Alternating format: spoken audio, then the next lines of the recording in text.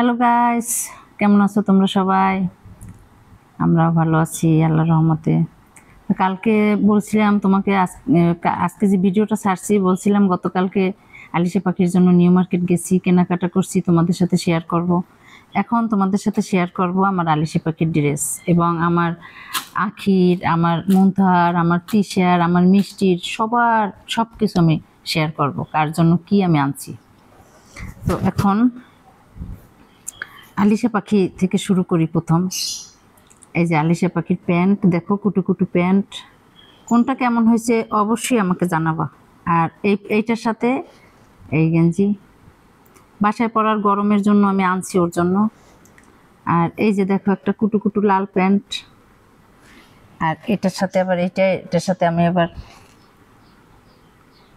লালটা আমি এবার ভুলে রাখি আসছি, এটার সাথে একটা লাল এরকম গেঞ্জি ছিল, ভুলে রাখি আসছি, আমার খুব খারাপ লাগতেছে।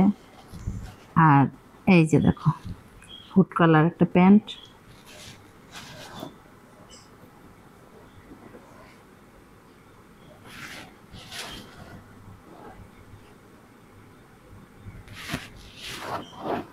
এটা আবার অরেঞ্জ কালার, এটার ভিতরে আবার পিঙ্ক কালার আছে, এরকম প্যান্ট মিসিং, এটা অরেঞ্জ কালার আনছি। এক এক ডিজাইনের কিন্তু। এই যে এটা আবার একটু প্রিন্ট দেখে আনছি, এটা আবার এখানে হলুদ আছে, আর এটাও প্যান্ট হলুদ আছে, এটার সাথে মিসিং। জানাবা সবাই কেমন হয়েছে ড্রেসগুলো। আর এই একটা ড্রেস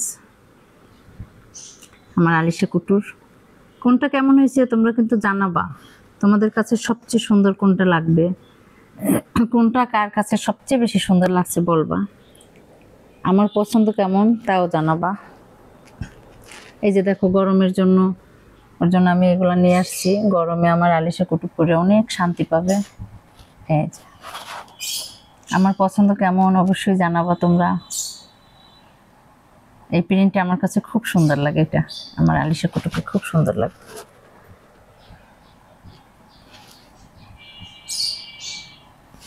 কোন সময় আমার আলিশা পাখিটাকে আমি পরাবো, বাসা চেঞ্জ করব দেখে আমি আলিশা পাখিটা আজকে নিয়ে আসতাম, নাইলে এই জন্য আনি নাই, বাসা চেঞ্জ করব। এই যে কার্টুন ধুলোবালি, এই জন্য ওর ক্ষতি হইতে পারে, এই জন্য নিয়ে আসলাম না। তারপরও দেখি হাতকে বলবো ওরে যদি একটু নিয়ে আসে। একটা আমি এক ডিজাইনের আনছি, তোমরা জানাবা অবশ্যই কেমন, কোনটা কেমন অবশ্যই কমেন্ট করে জানাবা।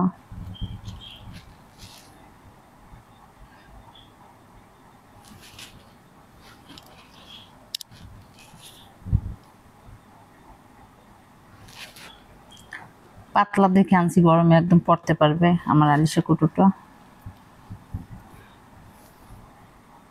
কোনটা কেমন হয়েছে জানাবা, আর কার কাছে কোনটা সবচেয়ে বেশি সুন্দর লাগছে জানাবা কিন্তু। এটা একদম সামনে থেকে পুরোটাই ফাড়া, আমি এক ডিজাইনের আনছি।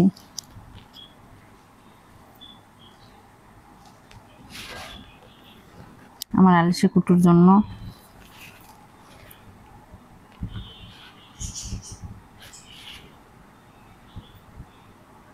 আর আয়াসের জন্য কেনাকাটা করব।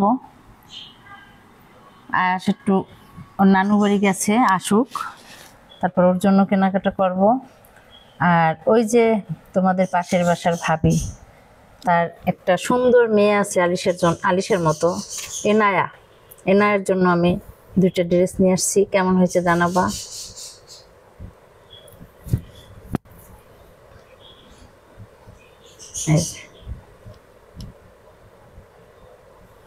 আমার কাছে বাচ্চাদের ড্রেসগুলো অনেক ভালো লাগে, অনেক। এটা একদম খুবই পিওর কটন এবং একদম সফট, এগুলো সব ওই ড্রেসের প্যান্ট। আর এটা মিষ্টির জন্য, আমার বড় মেয়ে, মিষ্টির কথা তোমরা সবাই জানো। আর এটা আমার আখির জন্য, এই যে আখির জন্য। আর এটা আমার তিশার পাখির জন্য, শিশু পাখি। আর এইটা আমার মুনতাহা পাখি। আর এই তিনটা হলো, একটা হলো 38, এটা হলো মিষ্টির, আর এটা হলো 40, এটা আমার টি শার্ট। আর এটা হলো 36, এটা হলো মুনতাহার। এই সেম এরকম আবার আখির জন্য পাইনি। এই হলো ওদের ঈদের শপিং। আর আমার আলিশা কুটুর জন্য আমি একটু